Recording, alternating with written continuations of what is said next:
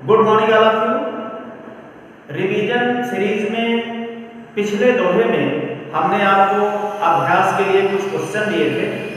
आज हम दूसरा दोहा शुरू करेंगे जिसमें हम आपको कुछ क्वेश्चन बता रहे हैं जिनका हम फिर से अभ्यास करेंगे।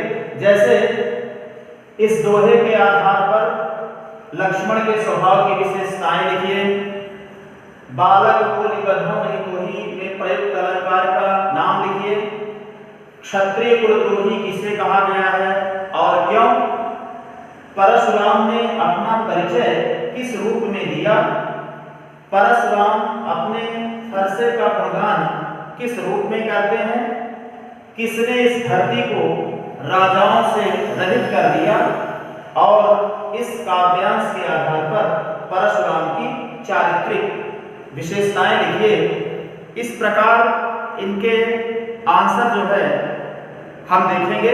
तो पहला क्वेश्चन देखेंगे, इस दोहे के आधार पर लक्ष्मण के स्वभाव की विशेषताएं बताइए।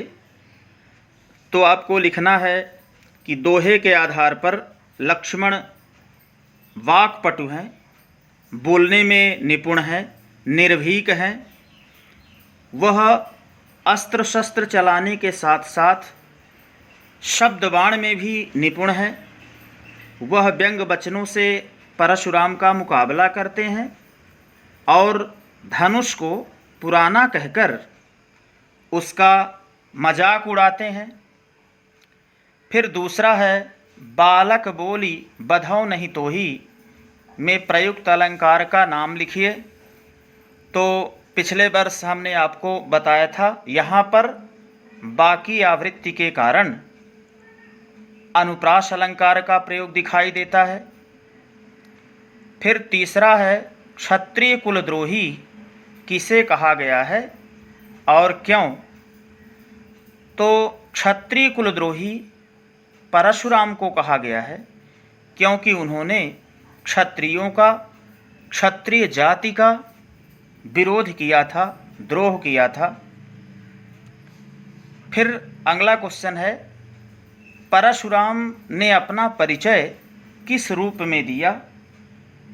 तो परशुराम ने अपना परिचय महाक्रोधी, बाल ब्रह्मचारी, क्षत्रिय कुलद्रोही, ब्राह्मणों के समर्थक, ब्राह्मणों का समर्थन करने वाले और सहस्त्राबाहु का संहार करने वाले यानी सहस्त्राबाहु के संहारक के रूप में दिया। फिर पांचवा क्वेश्चन है, परशुराम अपने फरसे का गुणगान किस रूप में करते हैं?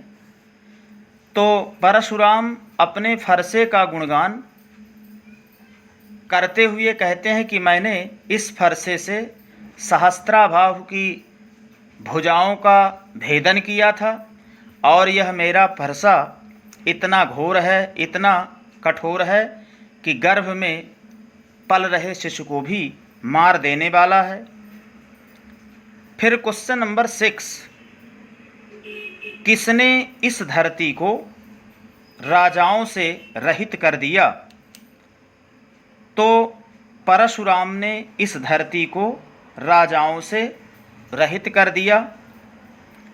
सहस्त्राबाहु का उल्लेख बार बार आया है, तो मैं आपको बताना चाहता हूँ, सहस्त्राबाहु एक राजा था जो शिकार खेलते हुए अपने सेना के सहित, दल बल के सहित महर्षि जमदग्नि के आश्रम के निकट से गुजरता है।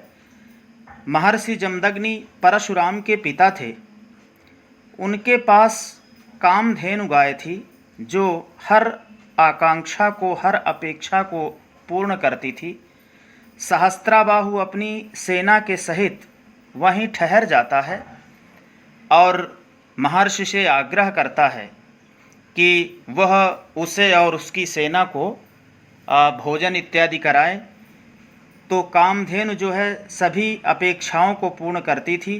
तो महर्षि जमदग्नि ने कामधेनु से याचना की और पूरी सेना को उन्होंने भोजन कराया, तब सहस्त्राबाहु के मन में यह विचार आता है कि यह गाय तो मेरे यहाँ होनी चाहिए, और वह बलपूर्वक महर्षि के विरोध करने पर भी कामधेनु गाय को लेकर अपने राज्य चला जाता है।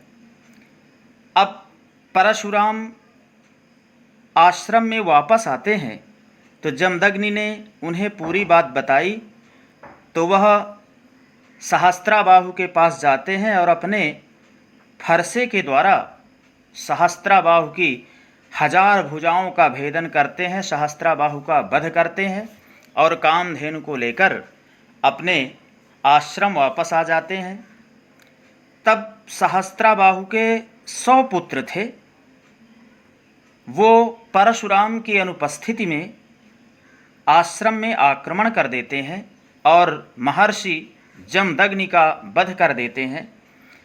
परशुराम को जब यह पता चलता है तो उन्होंने संकल्प किया कि इस धरती पर मैं क्षत्रिय वीर होने ही नहीं दूंगा, और कहा जाता है कि परशुराम ने 21 बार इस धरती को राजाओं से रहित कर दिया, राजाओं से हीन कर दिया। तो परशुराम ने इस धरती को, इस धरा को राजाओं से रहित किया। ये लिखने की आवश्यकता नहीं है, आपकी जानकारी के लिए है।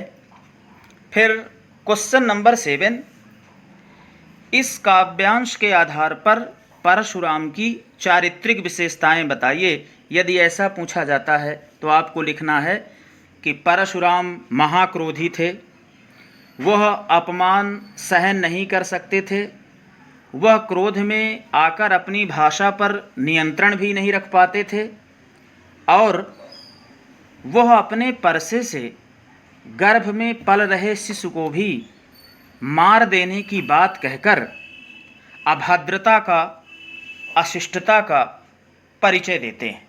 इस प्रकार इसे केवल रफ कॉपी में जहां पहले दोहे के क्वेश्चन आप लिखे हैं, तो ये क्वेश्चन जो है वही आपको लिखना है, आंसर लिखने की आवश्यकता नहीं है, इसे केवल सुनना है।